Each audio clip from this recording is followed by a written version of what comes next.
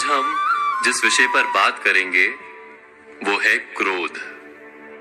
क्रोध वो भावना है जो हमारे सारे जीवन को घेर कर रहता है। क्रोध को ना उम्र की मर्यादा है, ना ही ज्ञान की। कब, कहां और किस कारण से क्रोध पैदा हो जाए वो कोई नहीं जानता। और जब क्रोध जन्म लेता है तो तुरंत ही विचार करने की शक्ति खो जाती है।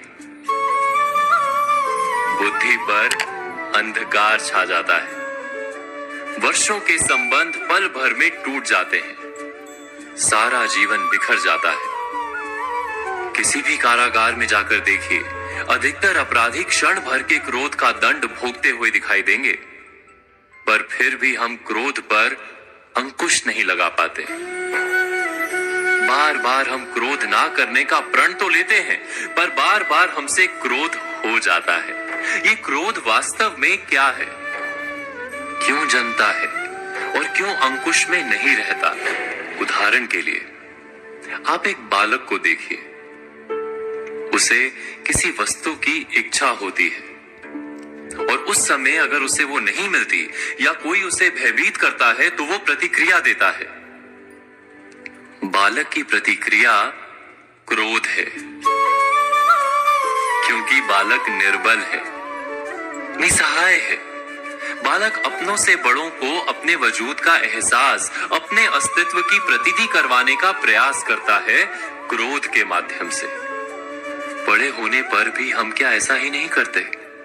क्या क्रोध हमारे भीतर बैठे बालक का प्रतिभाव नहीं?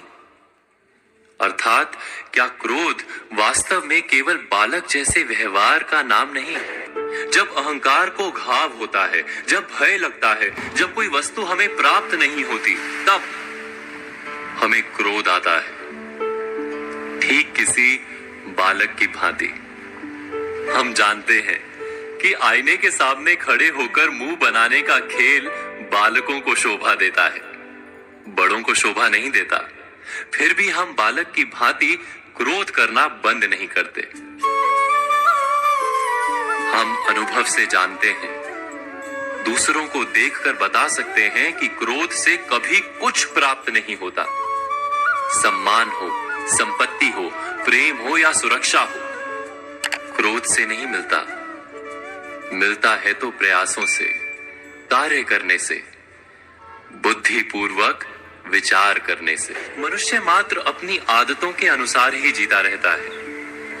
क्रोध भी आदत बन जाती है।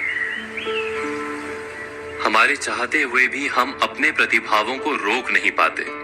हम स्वयं को बड़े या पुख्ता मानते हैं, पर थोड़ा सा कारण मिलते ही हमारे भीतर का बालक क्रोध कर बैठता है। अर्थात क्रोध वास्तव में और कुछ भी नहीं, हमारी बालक बुद्धि का नाम है। जैसे ही हम इतना स्मरण में रखें कि हम बालक नहीं, बालक जैसा व्यवहार हमें शोभा नहीं देता, वैसे ही क्रोध स्वयं ही बंद हो जाता है। क्या ये सत्य नहीं? इस पर विचार मनन अवश्य कीजिएगा।